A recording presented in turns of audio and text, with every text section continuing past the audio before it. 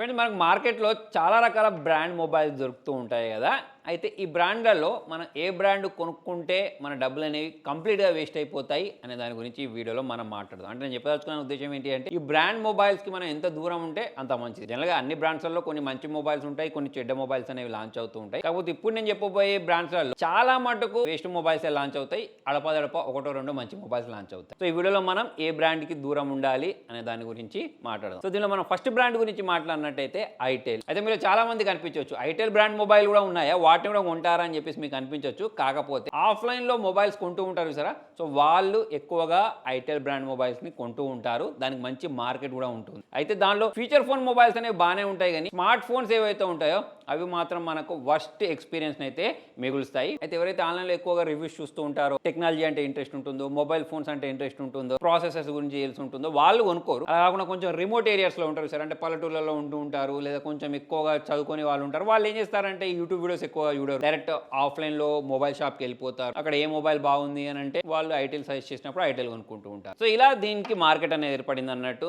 మరి దీనిలో నేను అడపదడప ఒకటో రెండో మంచి మొబైల్ చూశాను, కానీ మాక్సిమం అయితే దీనిలో smart phones, especially smart phones గురించి మాట్లాడినట్టయితే మనకు కెమెరా పర్ఫార్మెన్స్ అనేది బాగుండదు, ల్యాగ్ ఉంటుంది యూఐలో, సాఫ్ట్వేర్ అప్డేట్స్ అనేవి సరిగ్గా రావు, ప్రాసెసర్స్ అనేవి ప్రాపర్గా ఉండవు. కాబట్టి ఐటెల్ కి సంబంధించిన స్మార్ట్ ఫోన్స్ మాక్సిమం అవాయిడ్ చేస్తే బెస్ట్. ఎట్లా వీళ్ళు ఫీచర్ ఫోన్స్ ని కూడా సేల్ చేస్తూ ఉంటారు కాబట్టి అవి అక్కడికక్కడ బాగానే ఉంటాయి. నెక్స్ట్ కొనకూడని బ్రాండ్ అల్కాటెల్ అని చెప్పేసి ఉంటుంది. అంటే వీళ్ళు ఎప్పటి నుంచో సేల్ చేస్తున్నారు, కానీ తిరిగి మళ్ళీ మన ఇండియాలో 27వ తారీఖు V3 Pro అని చెప్పేసి ఒక 2 మొబైల్స్ అయితే తీసుకొని రాబోతున్నారు. MediaTek Dimensity 6300 ప్రాసెసర్ స్పెసిఫికేషన్స్ తోటి వీళ్ళు ఈ మొబైల్ తీసుకొస్తారు. అయితే ప్రాసెసర్ మంచిది, కాకపోతే ఈ బ్రాండ్ సంబంధించిన మొబైల్ అనేది కొనుక్కున్న తర్వాత మరి సర్వీస్ అనేది ప్రాపర్గా ఉంటుందా లేదా అనేది ఇక్కడ పెద్ద క్వశ్చన్ మార్క్. అయితే అప్పట్లో మైక్రోమాక్స్ వాళ్ళు కూడా ఇలానే చేశారు, తిరిగి రీఎంట్రీ ఇస్తాం, చైనా మొబైల్స్ గట్టి పోటీని ఇస్తాం, మేడ్ ఇన్ ఇండియా అని చెప్పేసి నినాదంతో మొబైల్స్ మార్కెట్లోకి అయితే తీసుకొచ్చారు, కాకపోతే సర్వీస్ ఇవ్వలేదు. దాని తర్వాత ఈ మొబైల్స్ ఎవరైతే కొనుక్కున్నారో వాళ్ళు చాలా ఇబ్బందులు పడాల్సి వచ్చింది. ఎస్పెషల్లీ అప్డేట్స్ ఏవైతే ఉంటాయో అప్డేట్స్ రావడం ఆగిపోయాయి. సో అలా కాకుండా మరి అల్కాటెల్ వాళ్ళు మంచి సర్వీస్ ఇస్తే మాత్రం బాగానే ఉంటుంది. ప్లస్ ప్రైజింగ్ కూడా తక్కువలో పెట్టాల్సి ఉంటుంది. ఇప్పుడు మనకు వివో లాంటి మొబైల్ కంపెనీస్ టీ సిరీస్ అనే దాని పేరుతోటి మంచి మంచి మొబైల్స్ మార్కెట్లో తీసుకొస్తున్నారు. ప్రైజింగ్ తక్కువ ఉంటుంది, స్పెసిఫికేషన్స్ బాగా ఇస్తున్నారు. మనకు నథింగ్ వాళ్ళు కూడా మంచి మొబైల్స్ తీసుకొస్తున్నారు. సామ్సంగ్ లో కూడా మనకు మంచి మంచి మొబైల్ దొరుకుతున్నాయి.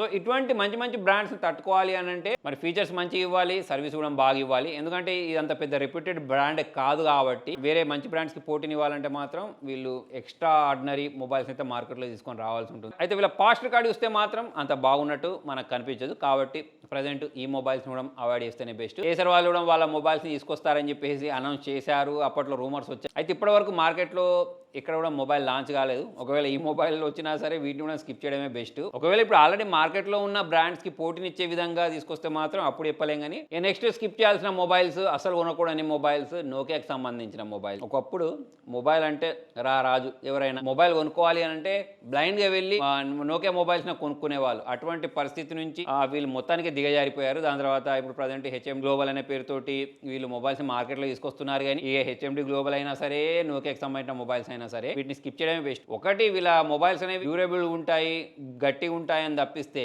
వాళ్ళు ప్రొవైడ్ చేసే ప్రాసెసర్ అయినా, డిస్ప్లే చూసుకున్నట్టయితే 10-15 వేలు తీసుకొని HD+ డిస్ప్లేని ప్రొవైడ్ చేస్తూ ఉంటారు. ఏదో చెత్త ప్రాసెసర్ అంటగడుతూ ఉంటారు. కెమెరా పర్ఫార్మెన్స్ బాగుండదు, మొబైల్ పర్ఫార్మెన్స్ అనేది బాగుండదు, బ్యాటరీ బ్యాకప్ బాగోదు. సో ఇవన్నిటి కారణంగా ఈ నోకియా మొబైల్స్ ప్లస్ HMDకి సంబంధించిన మొబైల్స్ని కొనుక్కోకపోవడమే బెస్ట్. ప్లస్ మొబైల్ కొనుక్కున్న తర్వాత సాఫ్ట్వేర్ అప్డేట్స్ కూడా రావు, సర్వీస్ సెంటర్స్ అనేవి ప్రాపర్ ఉండవు, కాబట్టి వీటిని కూడా స్కిప్ చేయడం. నెక్స్ట్ మనం స్కిప్ చేయాల్సిన మొబైల్ ట్రాన్సాక్షన్ బ్రాండ్కి సంబంధించిన techno plus Infinix mobiles. Actually ఈ మొబైల్స్ అనేవి మనకు తక్కువ ప్రైజింగ్లో మంచి ఫీచర్స్ని ప్రొవైడ్ చేస్తూ ఉంటాయి. నేను కూడా చాలా టెక్నో మొబైల్స్, ఇన్ఫినిక్స్ మొబైల్స్ అనేవి అన్బాక్సింగ్ చేస్తూ ఉంటాను.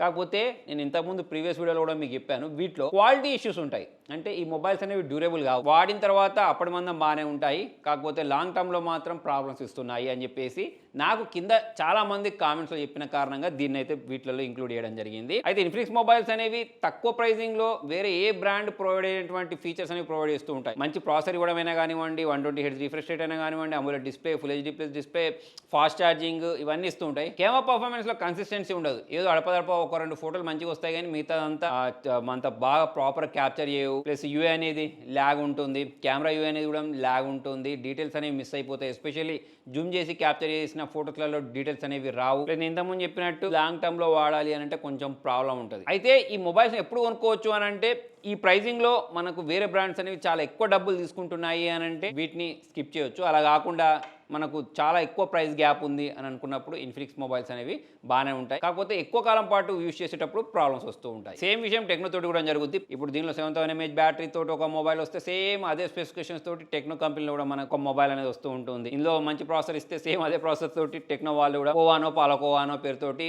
ఏదో ఒక మొబైల్ మార్కెట్లో తీసుకొస్తూ ఉంటారు. రెండు మొబైల్స్ అనేవి సేమ్ పేరెంట్ కంపెనీ నుంచి వస్తాయి కాబట్టి సాధ్యమైనంత వరకు వీటిని స్కిప్ చేయండి. అంటే ఇదే ప్రైజింగ్లో మనకు శాంసంగ్ మొబైలో లేకపోతే వివోకి సంబంధించిన మొబైల్స్ నథింగ్ మొబైల్ దొరికినప్పుడు వాటి వైపుకి వెళ్ళండి. దీనికంటే నెక్స్ట్ బ్రాండ్ గురించి మాట్లాడినట్టయితే లావా. యాక్చువల్లీ మన ఇండియాకి సంబంధించిన బ్రాండ్. మనం ఎంకరేజ్ చేద్దామని చెప్పేసి చాలా ట్రై చేస్తూ ఉంటాం. అయితే అప్పట్లో లావా అగ్ని అని చెప్పేసి సూపర్ మొబైల్ని తీసుకొచ్చారు.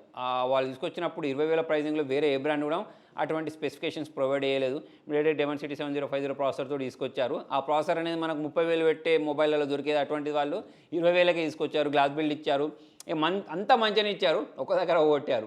కెమెరా ఓపెన్ చేస్తే ల్యాగ్ బాగా, అంటే ఆ కెమెరా యూఐ ఓపెన్ కావడానికి ల్యాగ్, మళ్ళీ అది క్యాప్చర్ కావడానికి ల్యాగ్, మొత్తానికి ల్యాగ్ అన్నట్టు. సో ఈ విషయంలో వీళ్ళు ఇంప్రూవ్ కావాలి. ఇంకా సాఫ్ట్వేర్ అప్డేట్స్ పరంగా ఇంప్రూవ్ కావాలి. ప్లస్ మొబైల్స్ కూడా వీళ్ళు రెగ్యులర్గా ఈ మధ్య లాంచ్ చేయట్లేదు. అంటే నేను చెప్పేదాని ఉద్దేశం రియల్మీ లాగా ఒకటే సంవత్సరం 20-30 మొబైల్ మార్కెట్లోకి లాంచ్ చేసి మనల్ని కన్ఫ్యూజ్ చేయమని కాదు. ప్రతి ఒక్క ప్రైస్ సెగ్మెంట్లో మనకు ఒక ఆల్టర్నేటివ్ దొరికితే ఇండియన్ బ్రాండ్ కాబట్టి మనం కూడా కొనుక్కోవడానికి బాగుంటుంది. ప్లస్ ఈ యూఐని కూడా వీళ్ళు ఇంప్రూవ్ చేసుకుంటే, అంటే ఎస్పెషల్లీ కెమెరా పర్ఫార్మెన్స్ దగ్గర ఇంప్రూవ్ అయితే మాత్రం ఈ బ్రాండ్ అనేది బాగుంటుంది. మరి వీటికి ఆల్టర్నేటివ్స్ ఏంటి అంటే రియల్మీ, రెడ్మీ, శాంసంగ్, ఐక్యూ, ఈ మధ్య చూసుకున్నట్టయితే నథింగ్ వాళ్ళు కూడా తక్కువ బడ్జెట్లో మొబైల్స్ తీసుకొస్తున్నారు కాబట్టి ఇవన్నీ వీటికి ఆల్టర్నేటివ్ బ్రాండ్సే. అంటే 10,000 బడ్జెట్ అంటే 5,000, 6,000 ప్రైసింగ్లో మొబైల్ కొనుక్కోవాలి అనుకుంటే ఇవి ఓకే.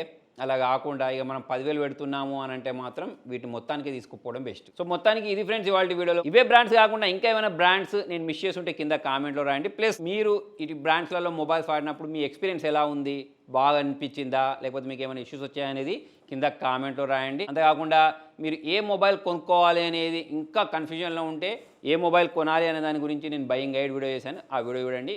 నేను లింక్ కింద డిస్క్రిప్షన్లో ప్రొవైడ్ చేస్తాను. Thank you.